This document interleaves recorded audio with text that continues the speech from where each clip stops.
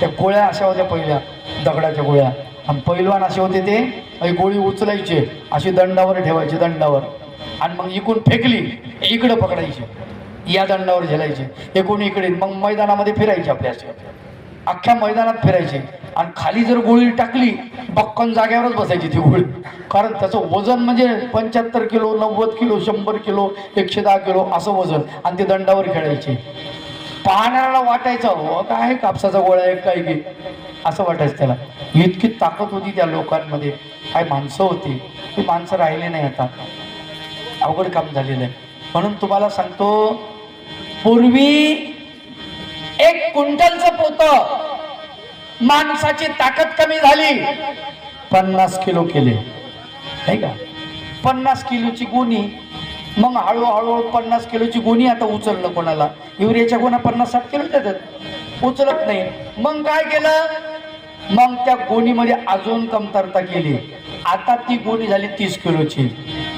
गव्हाची गोणी 30 किलो, तांदळाची गोणी 30 किलो, डाळीची गोणी 30 किलो. अजून पुन्हा हे जड होते म्हणून गव्हाची पिठाची गोणी पाहिली का तुम्ही? 10 किलो, 5 किलो, 5 किलो. काही दिवसानं 1 किलोची गोणी निघाली. मिठाची पोतं जेवढे मिठाचं तेवढं. घराच्या समोर गाडी आली ना, तिथून घरामध्ये आणून टाकायला मजूर लावावं लागला.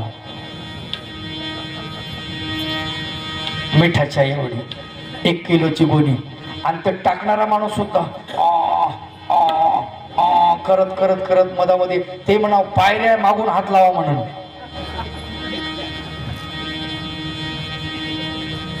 अवघड काम आहे. अरे पहिले बाया माणसं काय आहार होता, काय जेवण होतो. एक बाई पाहिली मी, दळण दळायची म्हातारी. तिचं वय जवळजवळ 97 वर्षाचं. 97 वर्षाला ती, त्यावेळेस मी पाहिलं, कमीत कमी 4 भाकरीचा काला करायची वयाच्या 97व्या वर्षी. आणि दूध तिला पाहिजे असायचं, दूध आणि भाकर, बाकी काही नको, थोडंसं मीठ त्याच्यावर. 4 भाकरीचा काला करून नाश्ता. दुपारी पुन्हा म्हणायचे, सुनबाई झालं नाही का ग स्वयंपाक? आजी हे एवढं खाते मरशील ना. आणि बाबा लय काम केले पहिले, पण आता काय नाही, खाते ना हागायला जाते, खाते ना हागायला. पण भूक लागलेली ती कुठं बसती म्हणे गपची. काय करावं म्हणे, नाही लागले. शरीर असं जाड एकदम. हे दंड त्या बाईचे नाव असे लोंबत होते पैलवानासारखे. लाजी हे काय अवघडच आहे.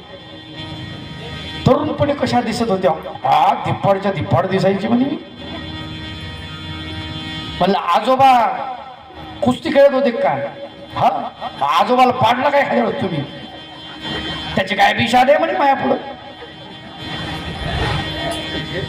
म्हातारीला गमतीदार.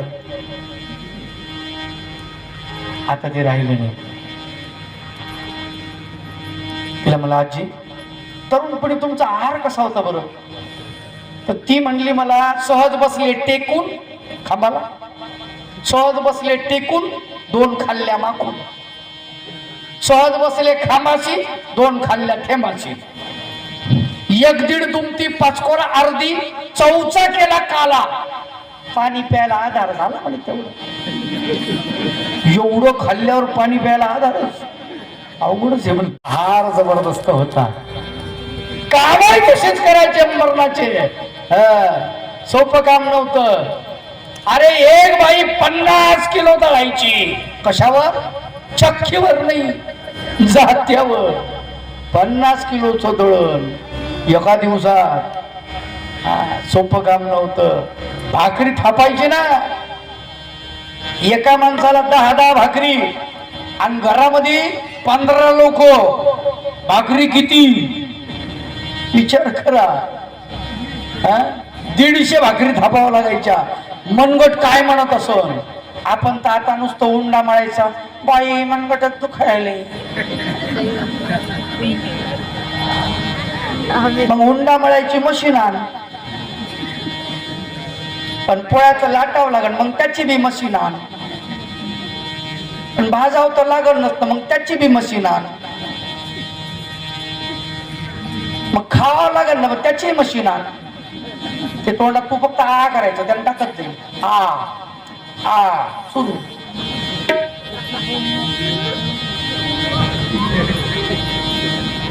मग पचवायचं काय करायचं त्याची मशीन आण.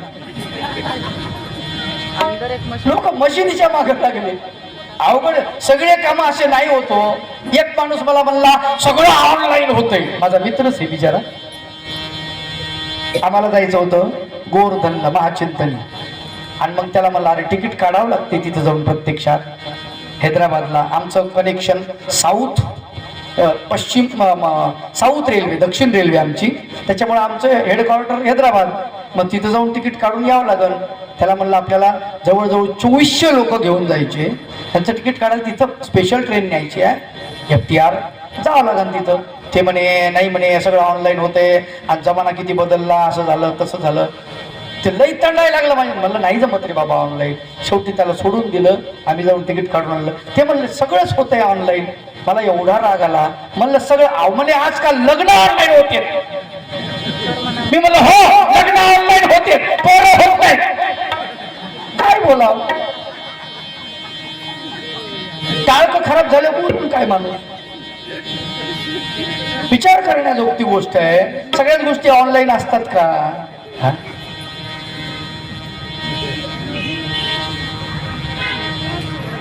ऑनलाईन पोथी सृष्टीमध्ये कवणे करणे मंची जेणा एके परमेश्वर तोची परमेश्वर निर्भीव निराकार. ऑनलाईन बाई ते हागलं तिकडं ऑनलाईन चाललं सगळीकडे. ते लेकरू हागलेलं त्या याच्यामधून तिकडं. जेवढे ऑनलाईन असतील सगळे त्यांना सगळं दिसतं ते इकडं काय चाललंय. असं नाही आहे. हिंदू संस्कृतीमध्ये देवपूजा करण्यासाठी देवघरच पाहिजे. आलं का लक्षात? नसन देवघर एक कोपरा घरातला सुरक्षित, त्या कोपऱ्यामध्ये आगाव काम काही करायचे नाही. तिथं जाऊन शिव्या द्यायच्या नाही, तिथं जाऊन मोबाईल पाहायचा नाही, तिथं जाऊन शिव्या द्यायचा नाही, एकामेकाला निंदा करायची नाही. तिथे जाऊन फक्त स्मरण करायचं, त्या कोपऱ्यामध्ये पारायण करायचं आणि देवपूजा करायची. एवढा कोपरा. आलं का लक्षात? बाकीचे काम तुमचे दुसरीकडून. एक कोपरा घराचा तरी सात्विक ठेवा. सगळ्या गोष्टी ऑनलाईन कशा होतील मला सांगा? देव म्हणून मग ऑनलाईन ज्ञान घ्या. काय बोध सुद्धा ऑनलाईन आणि मोक्ष सुद्धा मग बटन दाबलं की ऑनलाईन. बस तुम्हाला काही करायचं कामच नाही. असं नसतं माय बाप. कष्ट करावे लागतात, गुरुच्या जवळ जावं लागतं, मांडी खुटी घालून बसावं लागतं, पालथी मांडी घालून. आलं का लक्षात? दंडवत घालावे लागतात, नाक रगडावं लागतं गुरुपाशी, मला सांगा म्हणावं लागतं, माझ्यावर उपकार करा म्हणावं लागतं. हे काही शाळेचं शास्त्र नाही आहे. आलं का लक्षात? ते पैसे घेऊन शास्त्र असतं. ते पैसे घेऊन नाही, गुरुला श्रद्धा समर्पित करून घ्यावं लागतं आणि मग ते सगळं प्राप्त होतं. माय बाप हो, सोपं नाही आहे, सोपं नाही. लक्षात ठेवा. त्यासाठी भगवान गोपाळ कृष्ण सांगतात तत्विधी प्रणिपातेन परिप्रश्नेन सेवया. प्रणिपात करावा लागतो, नमस्कार करावा लागतो आणि मग प्रश्न विचारावा लागतो. कुठेही प्रश्न विचारू नका. प्रश्न विचारणारे लई झाले.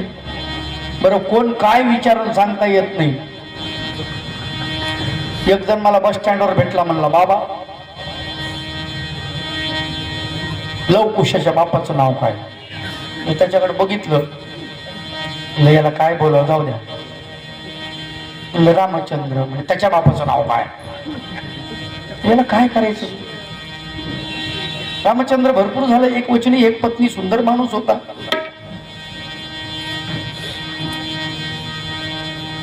खुशाल राम राम म्हणतो 1000 लफडे करतो. काही अर्थ आहे का त्या राम म्हणण्यामध्ये? बदनाम करतो रामाला. त्याच्या बापाचं नाव काय? म्हणजे रामचंद्राच्या बापाचं नाव काय? म्हणलं दशरथ. आता तर शांत बसली म्हणजे त्याच्या बापाचं नाव काय? आता मला माहित होतं पण नाही सांगितलं. मी म्हणलं हे त्याचं नाव सांगितलं की पुन्हा म्हणून त्याच्या बापाचं नाव काय? ते सांगितलं की म्हणून पुन्हा त्याच्या बापाचं नाव काय? त्याला म्हणलं काय करायचं रे बाबा, काय करायचं तुला? नाही सांगा तर खरी, दशरथाच्या बापाचं नाव काय? म्हणलं 11 रथ. त्याच्या बापाचं नाव 12 रथ. त्याच्या बापाचं नाव 13 रथ. त्याच्या बापाचं नाव 14 रथ. त्याच्या बापाचं नाव 15 रथ. होऊ दे 1000 रथ पर्यंत. काय चाललंय मला सांगा तुम्ही? रामचंद्र एक वचनी एक पत्नी अशा पुत्राला ज्याने जन्म दिला दशरथ, तेवढा खूप आहे की नाही?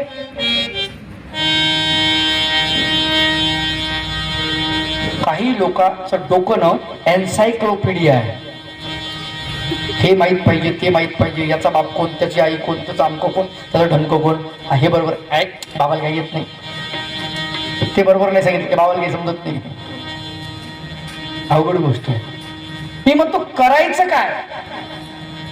अरे मानवा पंथाचा साधक ज्याचं नाव वैराग्यदेव, आचार्य श्री नागदेवाकडे संन्यास दीक्षा घेतली. त्यांनी अस्तिपरी सांगा म्हणली. मला पहिलं काय सांगा? नाम सांगितले, नामानंतर गुरुमंत्र घेतल्यानंतर अस्तिपरी मला सांगा. फक्त अस्तिपरी.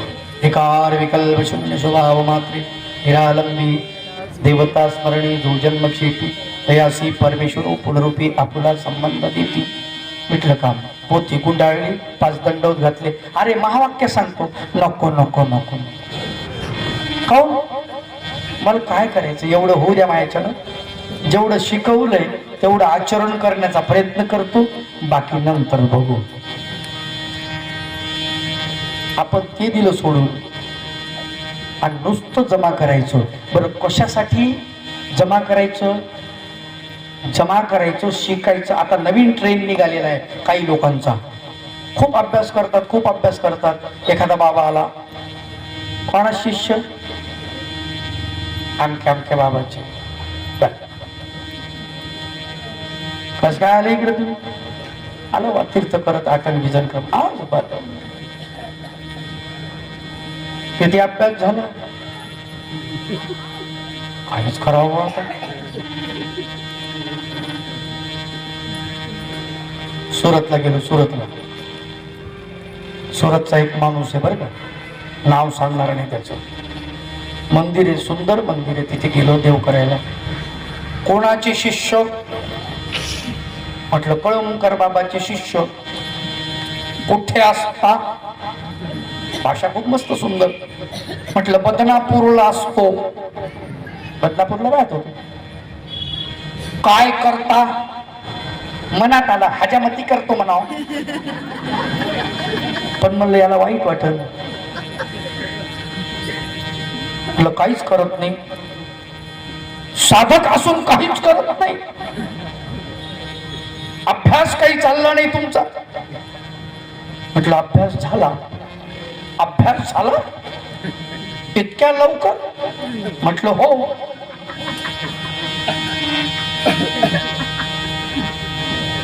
मग त्याला प्रश्नाची फैरी सुरू केली. अविद्या म्हणजे काय? आद्यमन म्हणजे काय? अवगळा म्हणजे काय? संलग्न म्हणजे काय? केव्हा जाते, केव्हा येते? काहीच करावं म्हणून प्रश्नाची सगळी उत्तर दिली. मी म्हणलं, शेवटी त्याने विचारलं संलग्न म्हणजे काय? मी म्हणलं संलग्न म्हणजे जसं तुम्हाला चिटकून आहे ना, निष्ठत नाही, त्याला संलग्न म्हणते. म्हणून संलग्न म्हणजे सुटतच नाही. लग्न शब्द माहिती आहे की? संलग्न म्हणजे सुटतच नाही, त्याला संलग्न म्हणते. संलग्न कधीपर्यंत सुटत नाही? जोपर्यंत परमेश्वराच्या प्राप्तीला जीवात्मा जात नाही तोपर्यंत संलग्न सुटत नाही. मी त्यांना म्हणलं तुमच्या पाठीमागं जसं संलग्न लागलो जसं चिटकते कळा लागते, म्हणलं तुम्ही दीक्षा घेतली की सुटते आणि तुम्ही परत घरी थांबले की लागते. पुन्हा बोललंच नाही ते. त्याला वाटलं हे आपल्या डोक्याच्या वर दिसायला. अवघड गोष्ट आहे ना. कोण काय विचारण कोण काय, म्हणजे एखाद्या साधूला तुम्ही याला काही कळत नाही असं सिद्ध करू राहिले. असं नका करू माय बाप हो. शास्त्र हे दुधारी तलवार आहे, तिला दोन्ही कडून धार आहेत. देवाचे जो परिवार आहे ना चक्रधर भगवंताचा, कोणी फक्त नामाशी अनुसरला, मला देवाचं नाव आवडतं बस मला देवाचं नाव घ्यायचंय, मला बाकी माहित नाही, एवढंच एखाद्या माणसाला येतं, तोही वाईट नाही आहे लक्षात ठेवा. त्याला शास्त्र येत नसेल तरीही तो देवाच्या प्राप्तीला जाऊ शकतो. चक्रधर भगवंतांनी सांगितलं शूद्री पतिव्रते स्त्री सारखी जर शूद्री करेल तर ती सीतयाचे लोक होती. जे पतिव्रतेला प्राप्त झालं ते त्या शूद्रीला होत. तसं त्या पुरुषाने साधकाने एखाद्या आचारवंत पुरुषाकडे बघून बघून जर आचार केला त्यालाही परमेश्वराची प्राप्ती होते. तुम्ही भानगडीत पडू नका, तुम्ही तुमचं बघा. आप अपना देखो, उसका तो धोबी बिछड़ा सब उसने अपने लपेट लिया है. उसने अपना सब चंबू गबाळा गुंडाल के निकल गया हो. निघाला तो देवाच्या दर्शन. एक लक्षात घ्या, इथून दिल्लीला जायचं, ज्यानं तिकीट काढलं तो सुद्धा दिल्लीचा प्रवासी आहे. ज्यानं तिकीट काढण्याचा विचार केला तोही दिल्लीचा प्रवासी आहे. जो ट्रेन मध्ये स्टेशनवर जाऊन बसला रेल्वेची वाट पाहत तो सुद्धा दिल्लीचा प्रवासी आहे. जो ट्रेन मध्ये बसला सीटवरती तो सुद्धा दिल्लीचा प्रवासी आहे. इटारसी पर्यंत पोहोचला तो सुद्धा दिल्लीचा प्रवासी आहे. दिल्लीला पोहोचला तो सुद्धा दिल्लीचा प्रवासी आहे. हे सगळे दिल्लीचे प्रवासी. तसं परमेश्वराचं ज्यांनी अनुसरण घेतलेलं आहे ते सगळे परमेश्वराच्या मार्गाचे प्रवासी आहे. त्यांचा अंत नका पाहू. आलं का लक्षात? हा, कोण्या साधूला किती येतं आणि कोणाला काय येतं असं अंत बघूच नका. तुम्ही तुमचं बघा माय बाप. लक्षात घ्या, सगळ्यात महत्वाची गोष्ट आम्हाला कळली पाहिजे. आणि म्हणून भगवान गोपाल कृष्ण खेळ क्रीडा करतात. त्या वृंदावनामध्ये खेळ क्रीडा करताना भगवंताचा खेळ अगदी जबरदस्त आहे. होतो तो हमामा लगोरी अनेक प्रकारचे खेळ चाललेले आहेत. आणि ते खेळ करत असताना शरीर मजबूत होते आहे. तुम्ही काठवटकणा नावाचा खेळ पाहिला का? कोणाला माहिती आहे? म्हाताऱ्या माणसाला. आजी काठवटकणा माहिती आहे? नाही. आता मला करून दाखवता येणार नाही. हे दोन्ही गुडघे जवळ घेतात आणि दोन्ही हात असे पक्के गुडघ्याच्या पट्ट्यासारखे बांधतात गुडघ्याच्या खाली. हे पाय पूर्ण मांडीला चिटकून असतात. आणि मग बसल्यानंतर इकून गडबडत असं निघायचं आणि असं गडबडत जायचं. त्याच मांडीवर इकून बसायचं आणि त्याच पायावर पुन्हा असं व्हायचं. त्याला म्हणतात काठवटकणा. सोपं काम नाही ते. पुरा ताकद लागते. खाली पडलं तर वर उठताच येत नाही. हातपाय मोकळे करून पुन्हा उठावं लागतं. सोपं काम नाही आहे. साधी गोष्ट सांगतो, ज्याला असं दोन पायावर बसता येतो, हात न टेकवता, तो संन्यास घेण्याच्या लायकीचा आहे. आता खरी गोष्ट सांगतो बरं का. ज्याला स्वतः दोन पायावर पाय टेकून बसता येतं, जेव्हा आपल्याला दोन पायावर पाय टेकून बसता येणं बंद व्हायला लागलं समजून घ्यायचं आता पटकन संन्यास घेतला पाहिजे, नाही तर काही करू नये. हात टेकून संन्यास घेणं हे म्हणजे रिकामे काम आहेत. नाराज नका हो, पण खरी गोष्ट ही खरी गोष्ट आहे. आता नाही इलाज आहे. ज्या माणसाला अगोदर धर्म कळाला नाही, ज्याला ज्ञान समजलं नाही, त्या माणसाने नंतर घेतलं तर ठीक आहे. पण ज्याला कळालं आणि तेही माणूस जर तिकडच प्रपंचात रुतून बसलं तर काय उपयोग आहे? काही उपयोग नाही ना. कळाल्यानंतर परमेश्वराकडे आकर्षित झालो पाहिजे. लक्षात घ्या, गोपिका भगवंताला शरण जातात, त्यांचं वय काय होतं? गोपिकांचं वय काय? तारुण्य. जवानी दे दिए भगवान को. गोपांचं वय काय होतं? तरुणपण दिलं भगवंताच्या चरणी. माय बाप, असा तो भगवंत खेळक्रीडा करतो. कुठे करतो? वृंदावनामध्ये. कशा प्रकारे खेळक्रीडा करतो? अभंगाच्या दुसऱ्या चरणात संत त्याचं वर्णन करतात. विटी दाणूचे नुफळे, विटी दाणूचे नुफळे, विटी दाणूचे नुफळे, दाणूचे नुफळे, गोपासावे वाघमारी, गोपासावे वाघमारी, गोपासावे वाघमारी, वाघमारी, विटी दाणूचे नुफळे, विटी दाणूचे नुफळे, विटी दाणूचे नुफळे,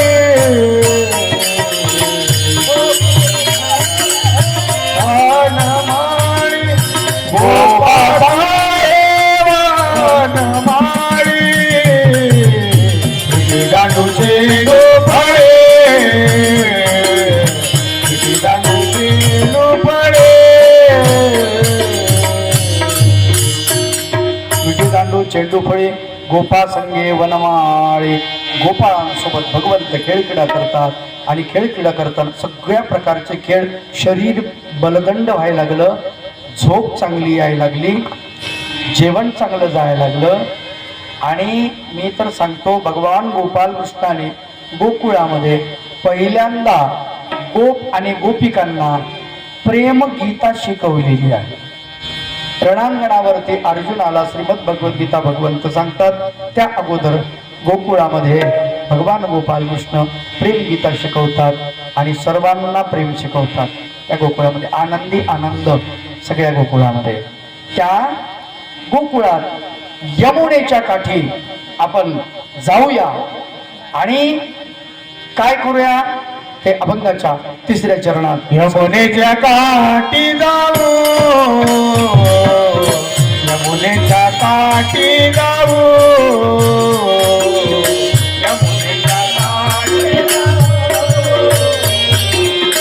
यमुनेच्या काठी जाऊ, खेळ गोविंदाचा पाहू, खेळ गोविंदाचा पाहू, खेळ गोविंदाचा पाहू, खेळ गोविंदाचा पाहू,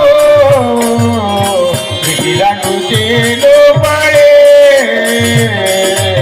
विटी दाणूचे नुफळे, विटी दाणूचे नुफळे,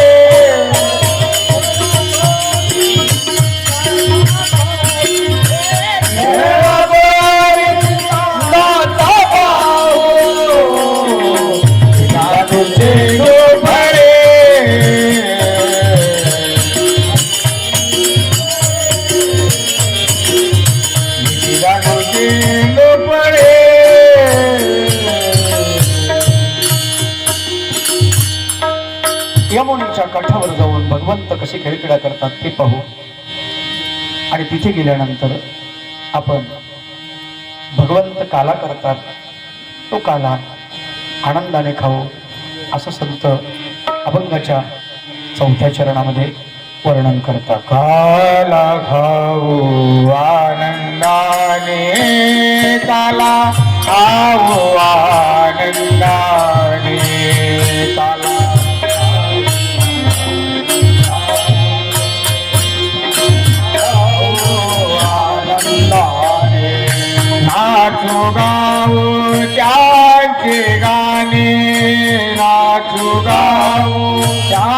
त्यांचे गाणे नाचू गाऊ त्यांचे गाणे तू गाऊ त्यांचे गाणे नाचू गाऊ त्यांचे गाणे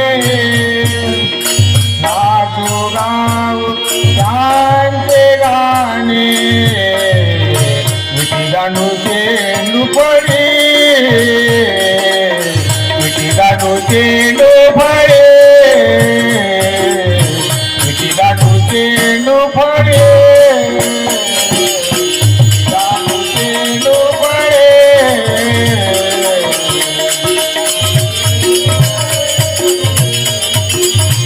विठी दांडू चेंडू फळे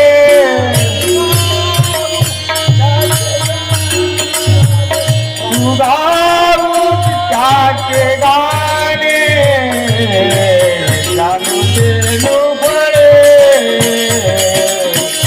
दांडू चेंडू फळे दांडू चेंडू फळे